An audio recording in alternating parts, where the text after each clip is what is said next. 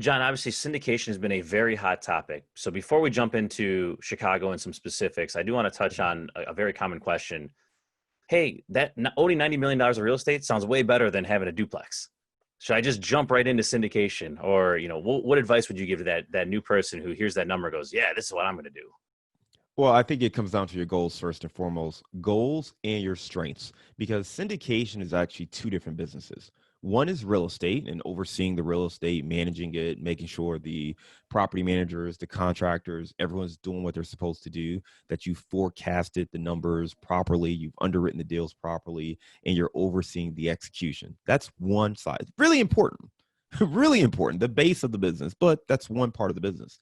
The other side of the business, though, is investor relations, because ultimately you're dealing with people, you're dealing with investors. So they have to hear from you. The communication has to be there. You have to be able to understand concerns they have, challenges they have. You have to be able to put together a team, put together a deal, have a marketing package that gets people excited about a deal or an opportunity. Make sure you have all the proper disclosures. Make sure you're staying compliant with the SEC regulations. So that's a whole other side of the business, is actually managing the investors. So if you don't have that skill set, if you don't have the skills to work with clients, if you're not patient, if you're not ready to handle questions that you think people should know, then you may not want to go down that path, because dealing with those investors is a huge chunk of time, and it's a really important responsibility, especially since you're taking money from those people. So I would say that, if you're starting out, getting some experience yourself, building up your credibility is a smart way to go.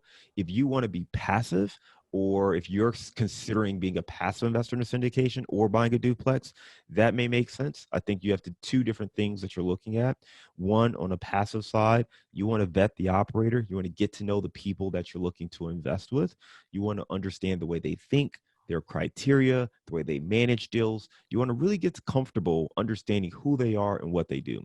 If you're looking to do your own duplex, then obviously you want to make sure that you have the time to manage that property, that you understand local laws and ordinances, that you can screen tenants, that you've actually educated yourself enough on the process. So typically, I actually prefer passive investors who do have some real estate experience, because they're consciously saying, hey, you know what? I've been down there and done that. Not interested in spending that much time doing that right now. So I'm happy to work with a team that is willing to take all this on, versus someone who doesn't have that experience. They may not necessarily understand your value, right? And value is all perceived. And in that case, if they think what you do is super easy, then they may not appreciate it as much, and they may talk to you about your fee structure and things like that. So it kind of depends on who you are and what you're looking to do.